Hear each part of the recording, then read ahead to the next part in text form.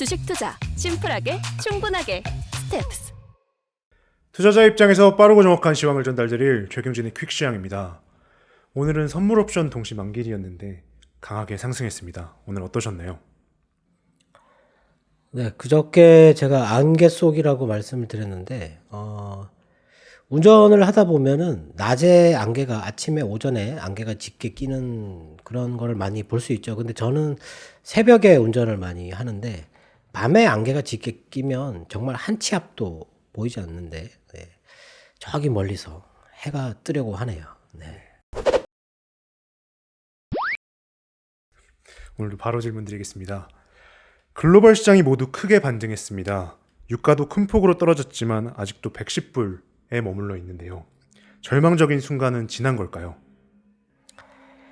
일단 어제 하루 쉬면서 뉴스가 누적된 게 너무 많은데, 일단 유가를 끌어내릴 만한 얘기들은 있었는데 아직 해결된 거는 하나도 없다.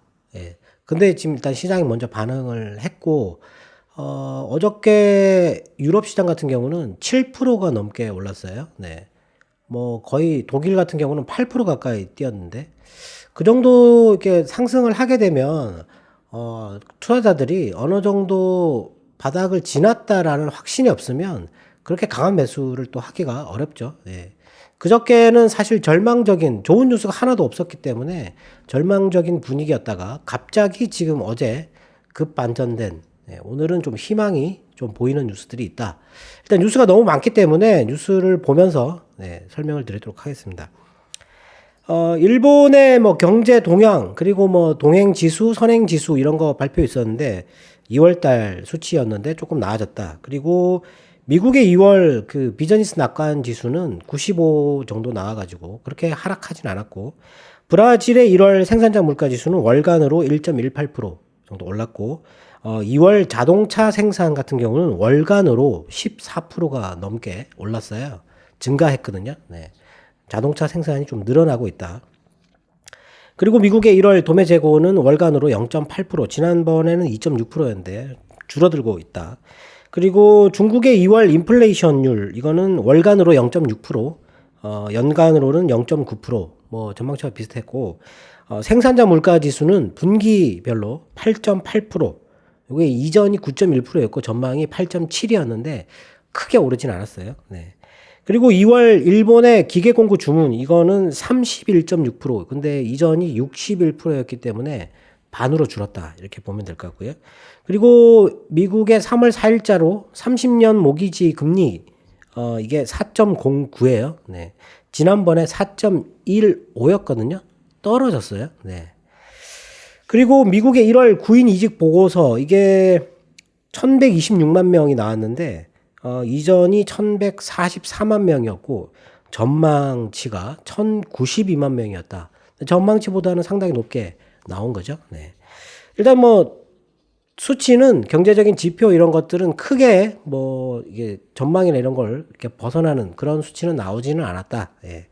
근데 일단 유가가 10달러 정도, 10달러 넘게 빠졌죠. 14달러 정도 이렇게 폭락했습니다. 그렇게 빠졌고, 지금 그 유럽의 가스 가격 같은 경우는 그저께 227유로였어요. 227유로. 근데 오늘 155유로입니다. 네. 70유로가 빠졌어요. 70유로. 거의 뭐 30% 하루에, 그냥 하루는 아니고, 네.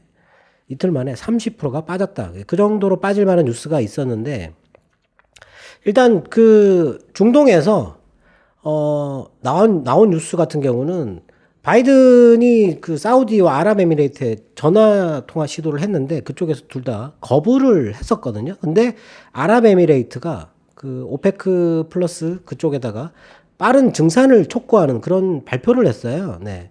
그 이유는 뭐 사우디와의 관계가 조금 안 좋아서 그랬을 수도 있다, 뭐 이런 얘기를 했고, 그리고 이라크가 증산을 요구하면 우리는 증산할 수 있다, 이런 식으로 얘기를 했어요. 네.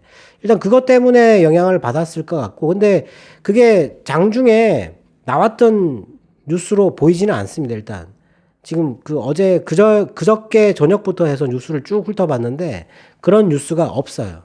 장중에 나왔던 뉴스로는. 다만 그게 시장이 그렇게 오르고 난 뒤에 나왔던 뉴스인데 이 시장이 유가가 너무 많이 떨어지고 시장이 오르니까 왜 이렇게 움직였는지 찾은 거죠. 빌미를. 네. 그렇게 찾다 보니까 그런 뉴스가 있었다라는 거였어요. 근데 시장은 그러니까 어제 3시 반 이후에 유가가 갑자기 떨어지기 시작했어요. 그러니까 어제 오후 3시 반 이후에.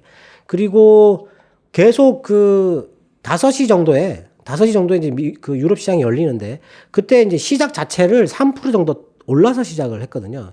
그렇다면은 그 전에 어떤 뉴스가 있지 않았을까?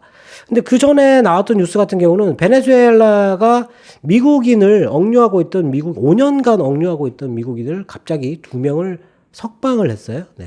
석방을 했고 지금 80만 배럴 정도를 생산하고 있는데 만약에 요거 한다면 120만 배럴까지는 곧바로 증산할 수 있다. 이런 얘기를 했어요. 네. 뭐 그런 게 또 좋은 뉴스일 수도 있고, 예.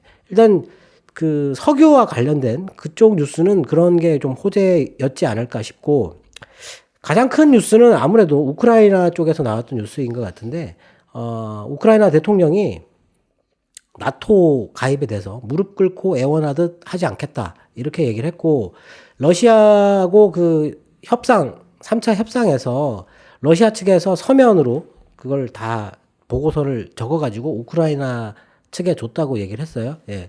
당장 서면 합의가 이루어지지는 않았지만 오늘 밤에 터키에서 지금 4차 회담을 할 건데 외무 장관급이라고 얘기를 했습니다. 그러니까 전쟁 이후에 처음으로 장관급이 회담을 하는데 나토 가입을 중단하는 중립화는 합의점에 이를 수 있을 것 같다라는 식으로 얘기를 했어요. 네, 우크라이나 대통령도 그렇게 얘기를 했고 돈바스 지역의 독립 선언 인정 그리고 크림 반도의 병합을 인정하는 거 요거는 조금 어렵지 않을까라는 그런 뉘앙스로 뉴스가 나왔었습니다. 그래서 아마 그 뉴스가 조금 시장에 가장 큰 영향을 주지 않았을까 싶거든요.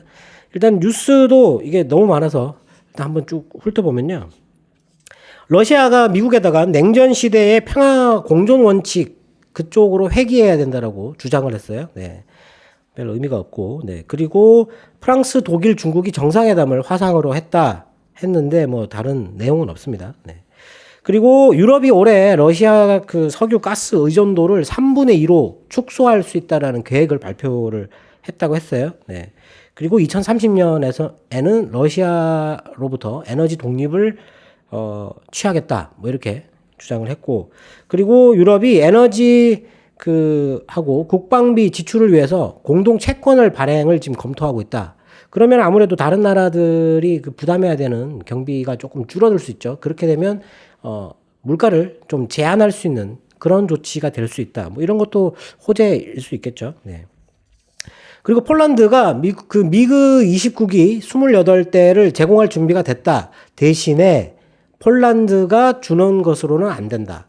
라고 했어요. 그래서 독일에 주둔하고 있는 미군 기지로 옮겨가지고 거기서 미국이 주는 것처럼 그렇게 하든지 아니면 나토 전체에서 공급하는 것처럼 그렇게 해야 된다. 이렇게 주장을 했거든요. 근데 미국은 거부했어요. 네. 이게 이제 전쟁을 확전시킬 수 있는 그런 위험을 키울 수 있다라는 이유로 거부했고. 그리고 스웨덴 총리 같은 경우는 야당 쪽에서 나토 가입을 하자라는 식으로 주장을 했는데 거기에 대해서 거부를 했습니다. 네. 그리고 유럽연합이 러시아에 대해서 가상화폐하고 해운산업 이쪽에 추가로 제재를 할 수 있다. 뭐 그런 걸 합의하고 있다. 이렇게 얘기를 했고 영국 같은 경우는 자국 내로 날아 들어온 러시아 항공기 소유주가 러시아인이라고 해서 그 항공기 한 대를 압수를 했다라고 얘기를 했고요. 그 영국은 우크라이나에 대공 미사일을 지원할 수 있다라고 얘기를 했어요. 대공 미사일. 네. 러시아 비행기를 막아야 되니까 뭐 그런 쪽으로 활용할 수 있는 미사일을 지원하겠다 이런 얘기를 했고 그리고 중유럽하고 동유럽은 지금 러시아에 대한 제재를 확대해야 된다라고 요구하고 있는데 그거를 독일이 막고 있어요. 독일이.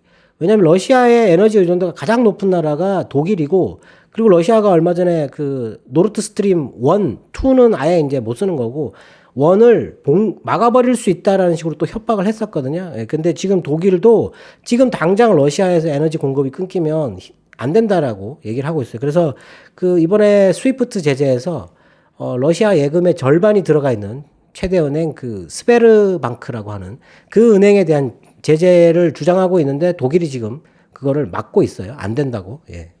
하여튼 그 제재를 하는 데 대해서 유럽에 처음으로 분열 조짐이 보인다. 뭐 이런 얘기가 있었고요. 그리고 푸틴이 특정 제품하고 그 원료 해외 반출 이런 거 반입하는 거 금지한다라는 행정명령에 서명을 했다라고 얘기를 했고요. 그리고 러시아 중앙은행이 9월까지 루블화를 환전하는 거 요거 중단한다고 얘기를 했습니다. 그리고 우크라이나가 농산물 수출 금지를 했고 러시아도 농산물이나 이런 것들을 자국에 먼저 공급해야 된다 이런 얘기를 했어요. 그래가지고 농산물 관련된 거는 또 가격이 올라가고 있다 이렇게 얘기를 했고 니켈 가격이 급등했는데 그거는 중국의 한 업체가 니켈을 공매도 작년부터 하고 있던 업체였는데 그 회사가 이 손실이 커지니까 갑자기 쇼커버 매수를 하면서 급등했다. 예. 그 뭐 사실 오를 이유가 없는데 원자재가 하루에 그렇게 70%씩 이렇게 90%씩 이렇게 오를 이유가 없거든요. 네.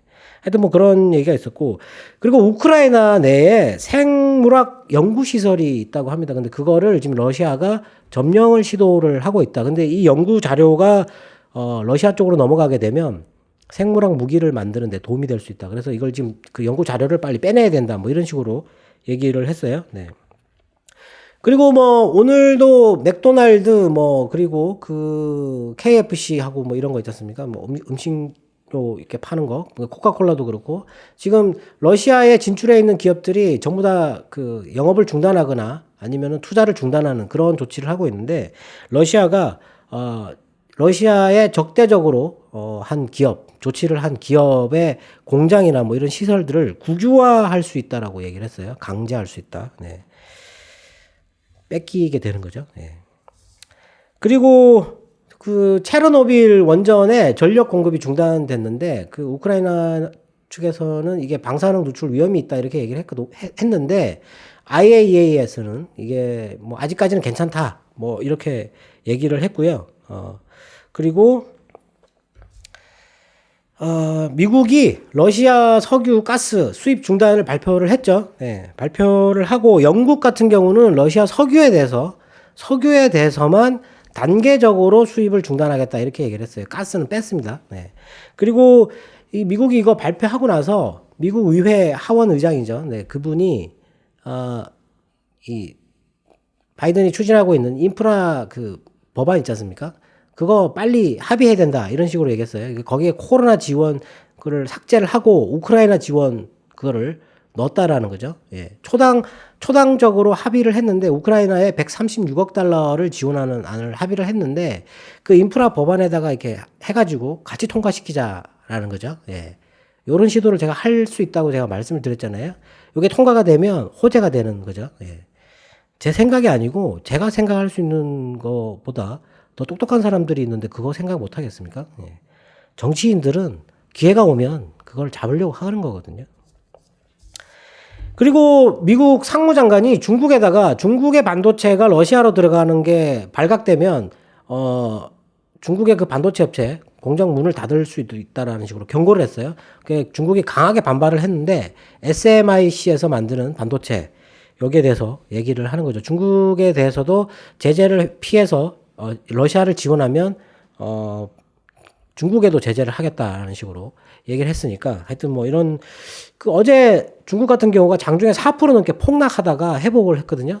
이런 뉴스 때문이지 않을까. 중국에 뭐 따로 다른 뉴스는 없었던 걸로 이게 그렇게 보이거든요. 그리고 이게 미국이 러시아에 석유와 가스를 제재를 하고 나서 우라늄은 뺐다 뭐 이런 식으로 또 아침에는 뉴스가 나왔어요. 근데 곧바로 미국에서 러시아 원자력 그 회사 로사튬이라고 하는 로스아톰인데 이걸 붙여가지고 로사튬이라고 이렇게 발음을 하더라고요. 네.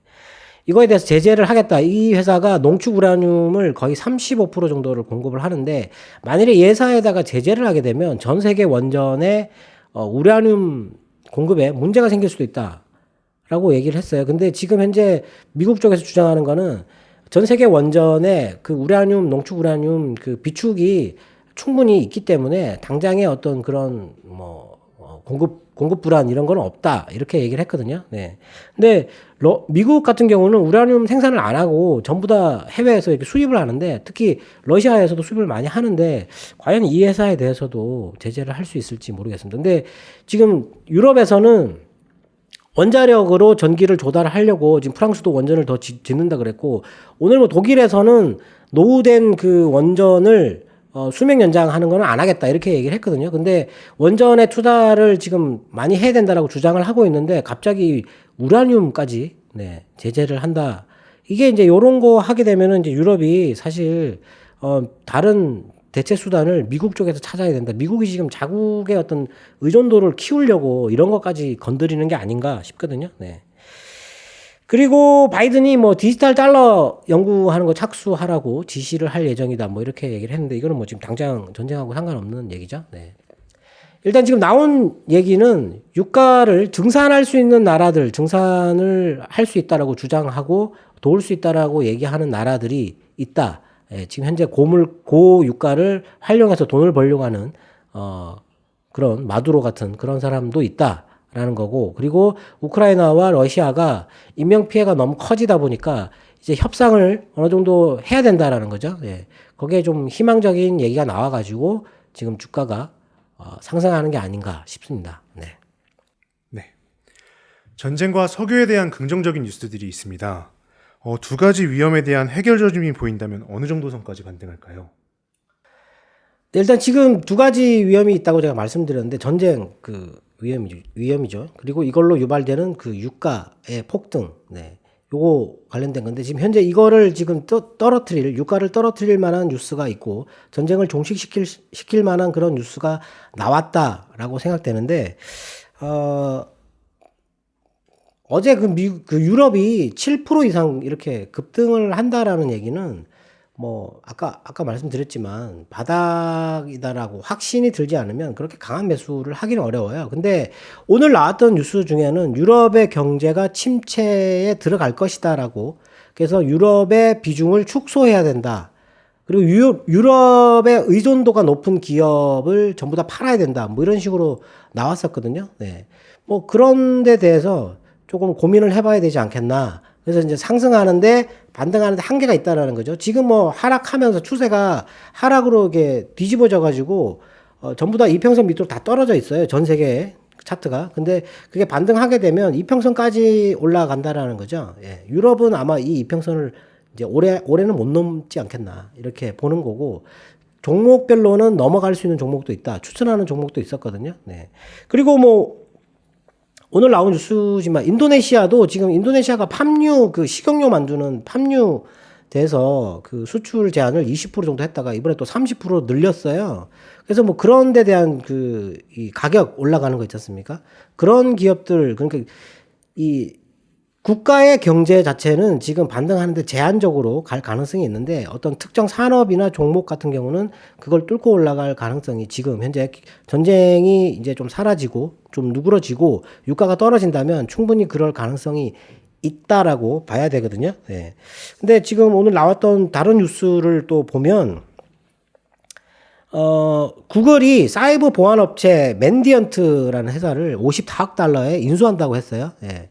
그러니까 뭐 이런 쪽으로도 괜찮고, 그리고 아마존이 유일하게 남아있던 아마존이 주식 분할을 20분의 1로 한다고 결정을 했습니다. 네. 여태까지 그 대형 회사들이 다 주식 분할했는데 아마존만 안 하고 있었는데 하겠다라는 거죠. 그리고 100억 달러 정도의 자사주 매입까지 하겠다. 예. 근데 아마존 같은 경우는 지금 그 반독점 금지 그거 방해하는 거 때문에 지금 수사에 들어갔거든요. 네. 뭐 그런 게 있지만 그래도 오늘 밤에 만일에 아마존이 폭등하는 정도 수준의 상승을 보인다면 나스닥 쪽에 뭐 테크 관련된 주식들은 상승을 따라가지 않을까 싶거든요. 네. 그리고 그 유럽의 의존도를 낮춰야 된다라고 했는데 어느 회사가 의존도가 높으냐? 부킹홀딩스. 이게 뭐 유럽의 의존도가 뭐 90% 정도 된다고 하는데요. 네. 그래서 부킹홀딩스, 필립 모리스, 그리고 블랙록, 이베이, 메타, 컴캐스트 이런 게 유럽의 매출 의존도가 높다고 합니다. 그래서 이런 거는 줄여야 되고 유럽의 의존도가 아예 없는 회사. 이거 맥주, 미국의 국내 맥주 회사가 있어요. 그게 콘스텔레이션 브랜즈라고 하는, 이게 미국 내 매출이 97%라고 하는데, 뭐 이 회사 아니면은 통신회사, 통신 같은 경우는 뭐 자국, 전부 다 자국에 의존하는 거잖아요. AT&T. 그리고 치폴레, 타깃, 이런 거 회사들이 추천 종목이다. 이렇게 얘기를 하고 있는데, 뭐 그런 쪽으로는 이평선을 돌파를 할 가능성이 있죠.